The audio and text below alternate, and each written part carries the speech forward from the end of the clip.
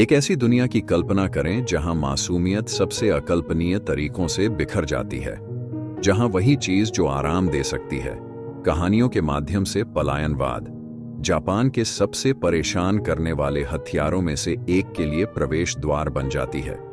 ये otaku killer की कहानी है, एक ऐसा व्यक्ति जिसका एनीमे, मंगा और पोर्नोग्राफी के प्रति जुनून इतिहास के सबसे भयावह अपराधों में से एक बन गया। मेरे साथ जुड़े, क्योंकि हम एक हत्यारे के विकृत दिमाग में उतरते हैं और उसके अपराधों के खौफनाक विवरणों को उजागर करते हैं, ऐसे अपराध जिन्होंने जापान को अंदर तक हिला दिया।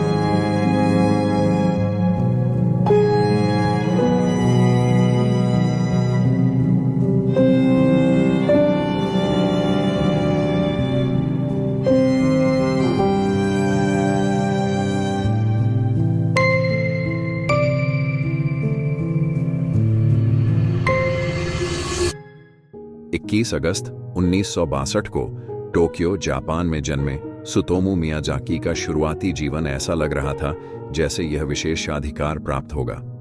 वह एक संपन्न परिवार का इकलौता बेटा था। उसके पिता एक सफल समाचार पत्र कार्यकारी थे और उसकी मां एक गृहिणी थी। कागज पर उसका जीवन आसान होना चाहिए था, लेकिन सतह के नीचे मियाजाकी का जीवन उपेक्षा से भरा हुआ था। अपने परिवार के धन के बावजूद उसके माता पिता भावनात्मक रूप से दूर थे। उसके पिता अपने करियर में डूबे हुए थे और उसकी मां ने अपने बेटे में बहुत कम रुचि दिखाई। मियाजाकी बिना प्यार और देखभाल के बड़ा हुआ, जिसकी जरूरत ज्यादातर बच्चों को फलने फूलने के लिए होती है। एक बच्चे के रूप में मियाजाकी को शारीरिक विकृति के लिए परेशान किया जाता था। उसकी कलाइयां इस तरह से जुड़ी हुई थीं कि बुनियादी हरकतें भी मुश्किल हो जाती थीं। उसके सहपाठियों ने उससे दूरी बना ली और ध्यान और स्नेह के भूखे इस युवा लड़के ने और भी ज्यादा अकेलेपन में खुद को झोंक दिया। उसका एकमात्र बचाव किताबें और बाद में एनीमे और मंगा की दुनिया। जैसे जैसे वह इन काल्पनिक दुनियाओं में डूबता गया, वह वास्तविकता से और भी ज्यादा दूर होता गया। ये कहानियां उसकी शरण स्थली, उसका जुनून बन गई। जैसे जैसे साल बीतते गए, मियाजाकी का जुनून गहराता गया। मंगा और एनीमे के लिए उसका प्यार अस्वस्थता की सीमा पर पहुंचने लगा, जिसने उसके जीवन के हर पहलू को अपने में समाहित कर लिया। वह घंटों अकेले बिताता था, अपने पसंदीदा कॉमिक्स और एनिमेटेड सीरीज से भरी अलमारियों से घिरा रहता था, लेकिन उसके भीतर कुछ और भी गहरा छिपा था, कुछ ऐसा जो जल्द ही एक दुःस्वप्न में बदल जाएगा। मियाजाकी की लत मासूम कहानियों तक ही सीमित नहीं थी। वह वयस्क थीम वाली, अक्सर हिंसक एनिमेटेड सामग्री पर ही केंद्रित हो गया। परेशान करने वाली सामग्री जिसने उसे कल्पना की दुनिया में धकेल दिया, जो किसी भी स्वस्थ मानवीय संबंध से बहुत दूर थी। हजारों VHS टेप से घिरे अपने कमरे में, जिनमें से कुछ परेशान करने वाली हिंसक वयस्क फिल्में थीं, मियाजाकी को सिर्फ कल्पना से ज्यादा की चाहत होने लगी। वह इन अंधेरी कल्पनाओं को ऐसी चीज के रूप में देखने लगा जिसे वह नियंत्रित कर सकता था। उसका एकाकीपन और असुरक्षा जुनून और शक्ति के खतरनाक मिश्रण में बदल गई। 22 अगस्त 1988 को सब कुछ बदल गया। 4 वर्षीय मारी कोनो अपने दोस्त के घर जा रही थी, मासूम और आसपास छिपे खतरे से अनजान। एक सफेद कार उसके बगल में आकर रुकी। अंदर एक आदमी बैठा था जो उसे चॉकलेट दे रहा था। वह विश्वास करने वाली और भोली भाली अंदर चढ़ गई। मियाजाकी ने उसे सुरक्षा से दूर ले जाकर पुल के नीचे एक सुनसान इलाके में ले गया। इसके बाद जो हुआ वह भयावह से भी ज्यादा भयानक था।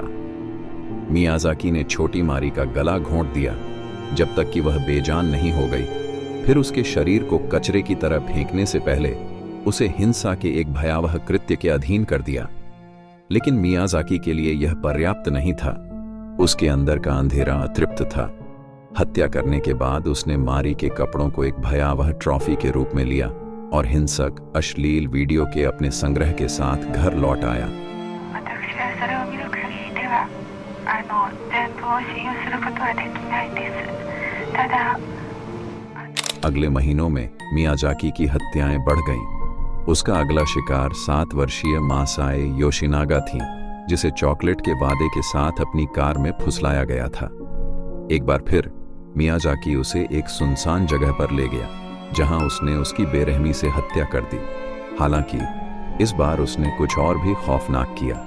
उसने मासाए के माता पिता को फोन किया, लेकिन जब उन्होंने फोन उठाया तो उसने बस रिसीवर में भारी सांस ली, उन्हें चिढ़ाया, उनकी चिंता के साथ खेला।